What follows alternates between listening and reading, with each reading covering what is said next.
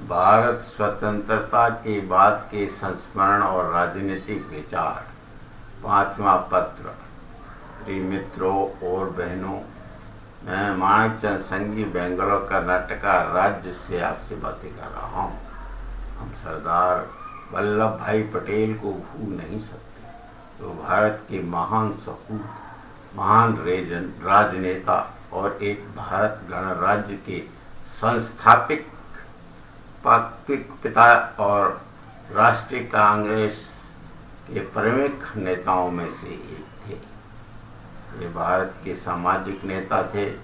उन्होंने देश की स्वतंत्रता के लिए एक अद्वितीय भूमिका निभाई और अपनी एकीकरण योग्यता से भारत को एक संयुक्त राष्ट्र, स्वतंत्र राष्ट्र के रूप में उभारने के लिए निर्देशित किया। वे हमारे पहले गृह मंत्री और भारत के उप प्रधानमंत्री थे। उनका योगदान भारत के संयुक्त राष्ट्र के गठन के लिए साहसिक कदम और एक महान कार्य था, जो किसी तौर पर भी मुकाबले के काबिल नहीं था। सरदार पटेल ने आवंटित प्रांतों को संयुक्त भारत बनाने का कार्यभार संभाला। उन्होंने सैन्य बल का उपयोग विकल्प समर्थन जुटाने के लिए कूटनीति का खुलकर इस्तेमाल किया। उनके नेतृत्व ने 500 से अधिक स्वराजित रियासतों को भारत को स्वीकार करने के लिए राजी कर लिया, जिसमें मुस्लिम बहुमत नहीं था। जो ब्रिटिश आधिपत्य अधिनियम 1947 के कारण भारत की स्वतंत्रता के बाद 7 आज़ाद हो गई थी। उन्हें भारत के लौह पुरुष और सिविल सेवकों के संरक्षक संत के रूप में जाना जाता था, जिन्होंने अखिल आधुनिक भारतीय सेवाओं को स्थापित किया। 3 रियासती राज्य जूनागढ़, कश्मीर और हैदराबाद, जिन्होंने 15 अगस्त 1947 तक भारत में मिलने को स्वीकार नहीं किया था, बाद में भारत के साथ विलय कर लिया गया, जिसका श्रेय सरदार पटेल की राजनीतिक कूटनीतिक विलक्षण बुद्धि के प्रयासों और देशवासियों के लिए कुछ अच्छा करने की इच्छा से हुआ। ये दृढ़ चरित्र के प्रतीक, जो नशाबंदी, अपशस्त्रता और जाति भेदभाव के लिए लड़े। मैंने हमेशा उनके पारदर्शी राजनीतिक जीवन की सराहना की। भगवान हमें इस तरह करने के लिए प्रेरित करे। मैंने आपसे पहले बात की थी कि धर्म ने हमारी राजनीति को प्रभावित करना शुरू कर दिया है। आप देखिए कि स्वतंत्रता के बाद से हमारी राजनीतिक विश्वास धर्म और जाति राजनीति की तरफ बदल रहा है। यह धीमी गति से हमारी वास्तविक राजनीति में जहर की तरह फैल रहा है, जो हमारे लोगों के कल्याण और आम विकास के लिए सोचा करता था। मेरे विचार से धर्म हमारे नागरिकों के बीच एक पहचान की तरह है, जो हमारे विश्वास को भगवान के साथ बनाए रखता है, जिसमें हमें पूर्ण विश्वास।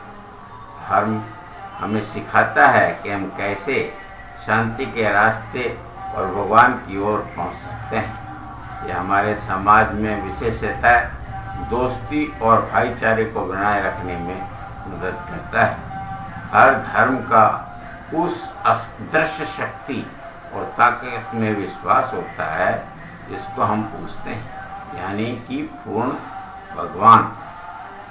साईं बाबा ने सही कहा था कि सबका मालिक एक है। हमें एक दूसरे के धर्मों से घृणा नहीं करनी चाहिए, क्योंकि भगवान सब कुछ देख रहा है, लेकिन हम उसको देख नहीं सकते। धर्म की विभाजनकारी राजनीति बहुत हानिकारक होती है और हमारे समाज में एक अभिशाप।